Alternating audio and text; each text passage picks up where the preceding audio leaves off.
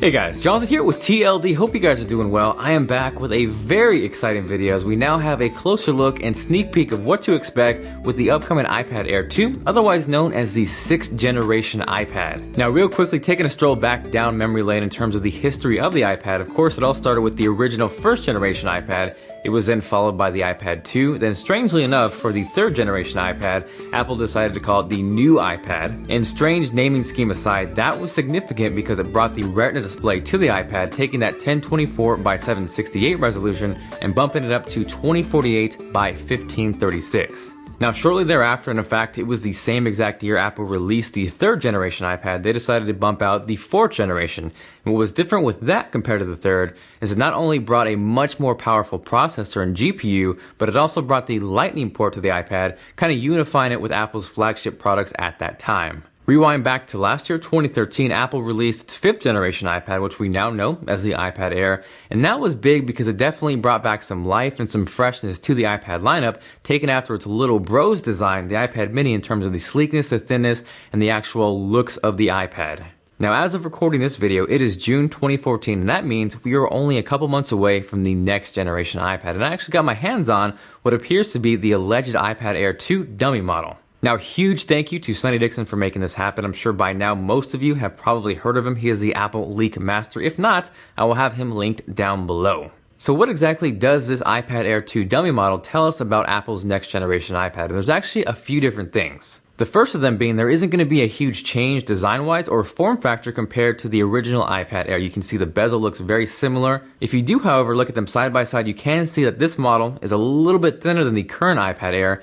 That measures in at a thickness of 7.5 millimeters, whereas this comes in at about 6 to 6.5 millimeters, so it is a little bit thinner than the current iPad Air. Here you can see there's a slight difference on this model of the speakers compared to the current iPad Air. That has 2 rows of speaker grills, left and right, whereas this one has a single row, both left and right. The downside of this, though, is that there will be no front-facing speakers on the next generation iPad. I know it wasn't rumored or talked about, but if you've used the HTC One M7 or M8, you know how important, how awesome this feature could be, and I just want it on the next iPad. Now, this next thing is probably the single thing in this video that I would take with a grain of salt and not really look too deeply into. And that is the fact that the dummy model is slightly heavier than the current iPad Air, but of course, there are no internal parts, there are no physical components, so again, this is not a big thing or not something I would look to compare. Now moving up towards the top of the dummy model iPad Air 2, the volume rockers up and down are in the exact same spot, but if you notice and you really look closely, they're actually a little more recessed as opposed to popping out like on the current iPad Air, so that may be a good thing depending on how you look at it. So those are some of the smaller differences that I've noticed, but I think the biggest thing, and if you're looking at this and it's probably screaming at you,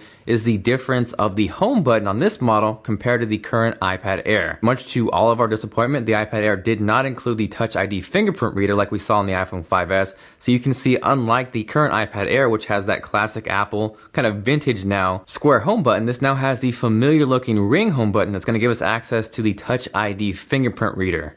Now to briefly touch upon that, because I've used the iPhone 5S and the iPad Air, once I got used to the iPhone 5S, not having it on the iPad Air was definitely noticeable, so this would be a much welcome feature on the iPad Air 2. So that about wraps up this video. Hopefully you guys enjoyed it. If you did and you are feeling like being awesome, make sure to hit that like button. It is much appreciated, and of course I will throw a virtual high five at your face. Now as far as what we talked about in this video, definitely let me know what is most exciting or appealing to you in the upcoming iPad Air 2, or just let me know what you'd want to see most in Apple's next generation iPad. If you guys have any questions on the upcoming iPad Air 2, the iPhone 6, or just tech in general, the absolute best way to get a hold of me is on Twitter at TLDtoday. I am on there pretty much all the time, so you will more than likely get a reply. Aside from that, again, thank you guys very much for watching. If you have not subscribed, make sure to do that. That way you don't miss out on any coverage of the future iPad Air 2 or the iPad Pro if that ever comes out, or of course, the iPhone 6. If you guys missed anything at all, that will all be recapped down in the description, including pictures of the iPad Air 2 mock-up, as well as the gear that I used to create these videos. Again, this is Jonathan, and I will see you guys